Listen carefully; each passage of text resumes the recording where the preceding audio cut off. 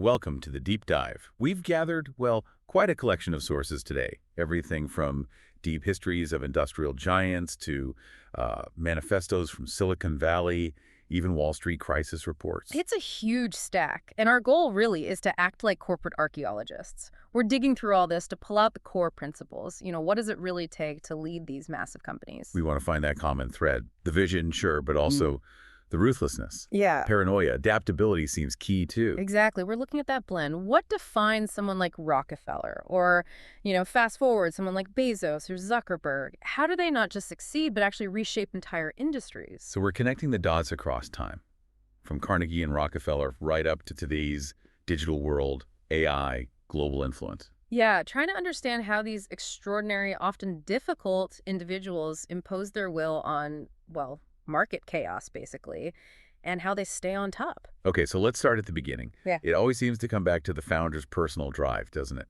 This intense conviction. Absolutely. The sources suggest achieving that kind of massive success needs an almost pathological level of certainty. We're calling it the unstoppable projectile idea. An unstoppable projectile. Explain that. Well, take John D. Rockefeller. He wasn't impulsive.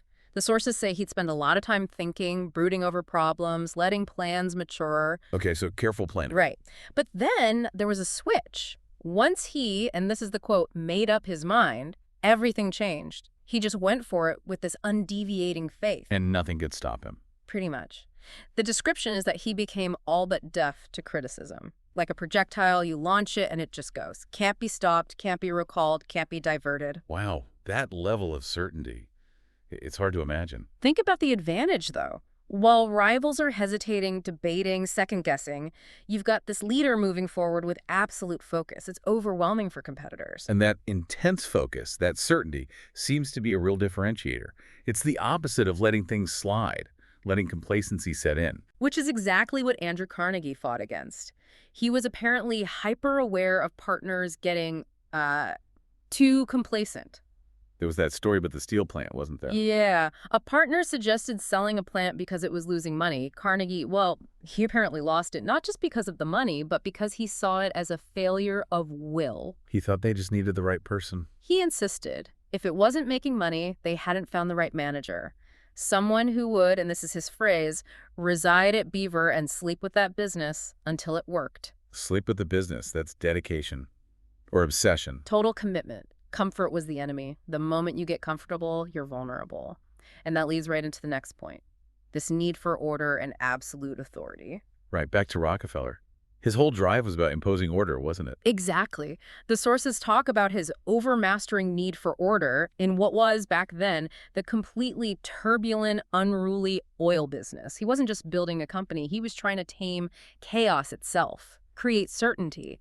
And that need for absolute control, you see it later too, right? Like with Henry Ford. Oh, definitely. Ford's authority was described as absolute, which, well, it had its downsides. Like employees just disappearing. Yeah, the sources mentioned that. If Ford developed an intense dislike for someone, they were just gone. Lines of command got tangled. It was all about his personal vision, his charisma, but maybe also a bit of fear. And fear mixed with results. Yeah. That still works today, doesn't it? Especially in tech. Thinking of Jeff Bezos. That's the modern version, maybe. His, let's say, abrasive style was often accepted because, and this is crucial, he was so frequently on target. So the ends justified the means, for the employees at least. It seems so. The justification is performance. That famous story, right? 5 engineers work for 9 months on something. Yeah, the optimization algorithms. Bezos reads their paper, says you're all wrong, walks up to the whiteboard and just writes the solution himself. Devastating. But if he was right. Then the organization learns that genius trumps process. Genius dictates direction, period. It sets an incredibly high bar. Your months of teamwork versus his 10 minutes of thought. And that kind of culture, it demands constant motion, right? No resting on your laurels. Which brings us to the ethos of constant growth. Stagnation is death. Ray Kroc, the McDonald's guy, had that great line. Oh yeah, what was that? As long as you're green, you're growing. As soon as you're ripe, you start to rot. So stay green, always be learning, always be pushing. You have to remain curious, alert. Kroc lived that. The whole McDonald's story for him starts with curiosity about milkshake mixers. Right, his multi-mixer machines. He was selling them, and people kept asking for the one like the McDonald brothers have. But he didn't just note it down. He got curious. Why did this one little place in San Bernardino out in the desert need 8 of his mixers in 1954? 8 mixers. That's a lot of milkshakes. 40 at once, right? Exactly. In a quiet town. That anomaly, that single data point, caught his attention and led him to the Golden Arches. It was pure alertness to opportunity. And that alertness, that focus on the small details, Yeah. it doesn't go away even when the company gets massive. Sam Walton at Walmart is the example there. The think small strategy. Walton was obsessed with it. He realized the bigger Walmart got, the more crucial it was to keep that small town merchant mindset. How did he do that? Constantly reminding people, Yeah. drilling it into them. Focus on the customer at the checkout in, some small town like Blytheville, Arkansas. Right. He warned them if they ever got carried away with how important they were as this giant corporation. Then it was game over. You probably can close the book on us, was his phrase. The whole empire rested on fighting the arrogance that comes with scale. Staying green, essentially. Okay, so we have the founder's drive, the need for control, the focus on growth. But personal will isn't enough, right? Yeah. The market itself forces changes, pivots, brutal competition. Absolutely. This is where market Darwinism kicks in. And interestingly, those big strategic pivots often come right back to that same need for control we were just talking about. Like Steve Jobs with the iPod and iTunes. Perfect example. Initially, Apple let Windows users connect their iPods using software from another company, Music Match. And it didn't go well. Not according to Jobs. He thought they did a crappy job. The user experience was bad. And for Jobs, that was an existential threat. Because someone else was controlling part of the iPod experience? Precisely. You just don't want someone else to control a big part of the user experience. It put the fate of his revolutionary product in the hands of, well, a mediocre partner. So the pivot was swift. Immediate, massive internal effort to build iTunes for Windows, take back control. It wasn't just about bad software. It was a fundamental strategic mistake to let anyone else dilute that total product control. So Jobs focused on the user experience mode. What about Bill Gates? Right. His focus seems different, more aggressive. Definitely more aggressive. Gates was all about market domination, eliminating rivals. His priority was the operating system, absolute strategic warfare. There's that quote from late 1981. Yeah, telling a project manager flat out, we're going to put digital research out of business, and apparently slamming his fist into his palm for emphasis. Zero-sum game. Totally. It wasn't just let's build a better product. It was let's eliminate any possibility of another power base emerging. If Jobs built a walled garden, Gates tried to salt the earth around his fortress so nothing else could grow. And that kind of intensity, it gets dialed up even more in some global markets, right? Like China. Oh, absolutely. The sources describe the environment for entrepreneurs there as a coliseum. The competition is just ferocious. To the point where raising money is just fuel for the fire. Pretty much. Companies raise huge rounds just to immediately burn through it on advertising and subsidies. Trying to buy customer loyalty, basically. Someone described it as the VCs treating the entire country to dinner. It's a cash-burning war. Sounds unsustainable. How do smart players survive that? They have to get clever. Wang, the founder of Meituan, learned the hard way. He'd lost an earlier company trying to win with subsidies. He realized those customers aren't loyal.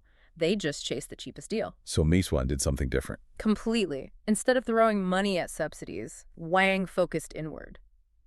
On the tech, on the back end, optimizing this incredibly complex system logistics for thousands of sellers, payments, data processing, for millions of orders. Building a deeper moat, an operational one. Exactly. Something rivals couldn't just copy by raising another round of funding. Their advantage became execution, reliability, retention, not just price, a much more defensible strategy in that kind of environment. That's real strategic thinking.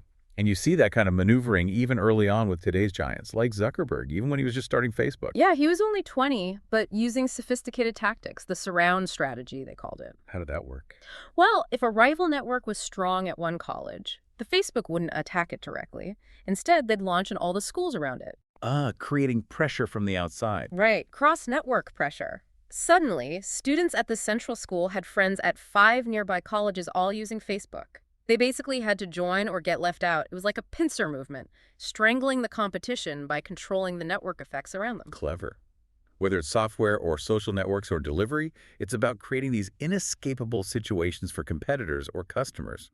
Which leads us neatly into finance, where aggression and risk are, well, the name of the game. High finance runs on aggression, often measured in leverage. And leverage, well, it's a powerful tool, but incredibly dangerous. Cuts both ways. Magnifies returns, sure, but the sources highlight the real danger. What happens if earnings fall and the market loses confidence? The trading multiples shrink at the same time. A double whammy. Exactly. Yeah. That combination can just decimate value. Slice it by a third, maybe more, wipe out equity almost overnight. It's the simultaneous hit that's catastrophic. And that kind of aggressive leverage led to some notorious moments, like in the 80s. The RJR Nabisco LBO, that's the classic cautionary tale, it became legendary, called the roller derby of deals. Just a symbol of greed, excess, and hubris. That was astronomical, right? Massive. And the infighting was brutal. It basically became a ghost story for the private equity world, something to invoke when deals started looking too wild. So later, Titans learned from it. They tried to. Steven Schwartzman at Blackstone is quoted explicitly referencing it, saying, "We don't want another RJR when considering big, aggressive buyouts. There's a point where the risk, the debt, the sheer complexity just becomes too much." And yet, history repeats. Or rhymes. Fast forward to 2008.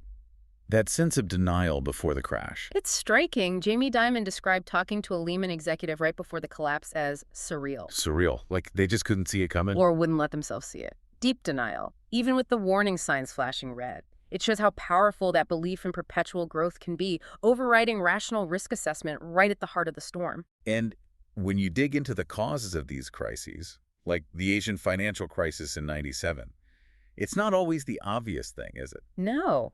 Looking back, high investment rates alone weren't the best predictor of which countries would be hit hardest. So what was? Once you adjusted for a couple of outliers, the stronger indicator was the relative level of abuse and corruption in the banking systems.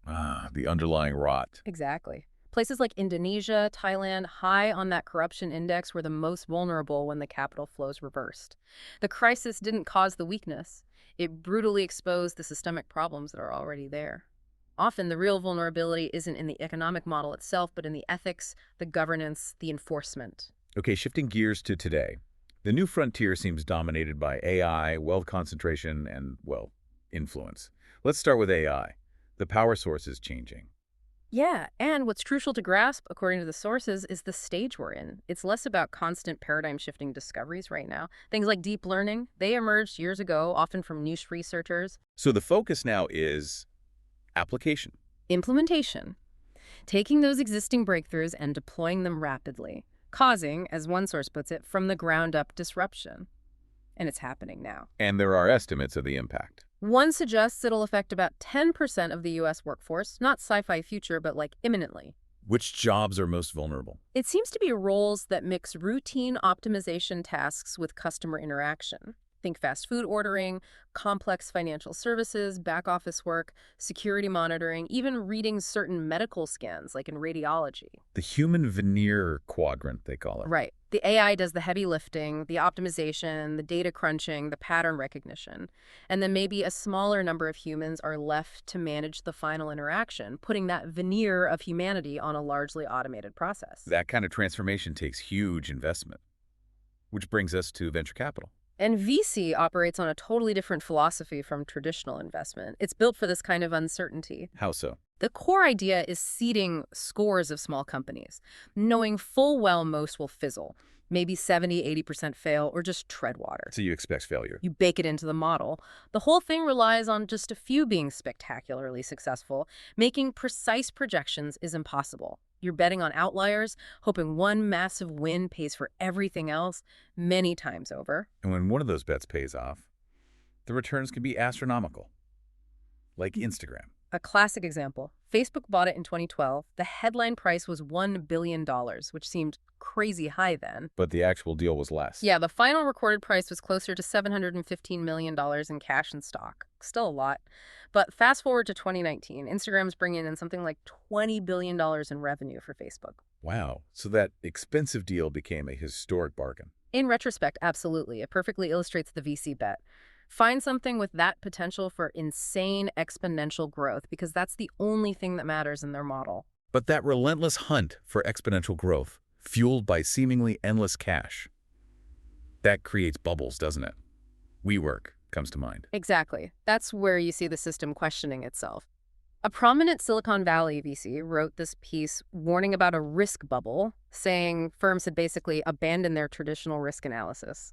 How did WeWork's founder, Adam Neumann, react to that? Not well. He actually confronted the VC. His argument was basically that the boom itself, the frothy atmosphere, was helping WeWork's valuation. So the bubble was inflating his company's value, and he needed it to keep going. He seemed to imply that, yeah, that the massive fundraising wasn't just a result of the business, but necessary for the valuation and growth story. Classic bubble logic. The funding itself becomes the product, in a way.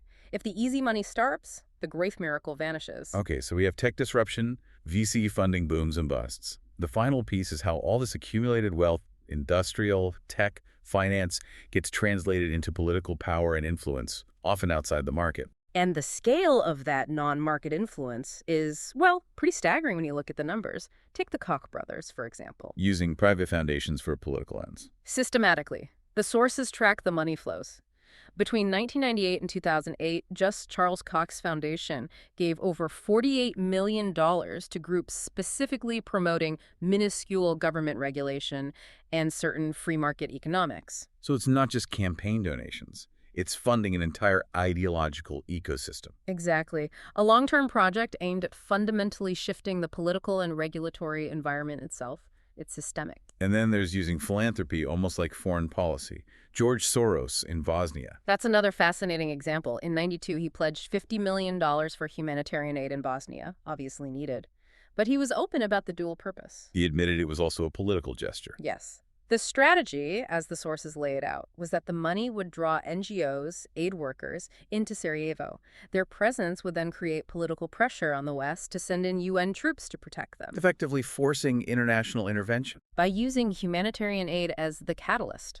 It's an incredible example of leveraging philanthropic capital to achieve a very specific political and ultimately military goal, using soft power to generate hard power intervention. #outro. So pulling all these threads together from this deep dive, it's clear that dominating markets requires this incredible convergence. You need that almost obsessive founder conviction, like Rockefeller. Yeah, combined with the agility for ruthless strategic pivots like we saw with Jobs or Gates in tech.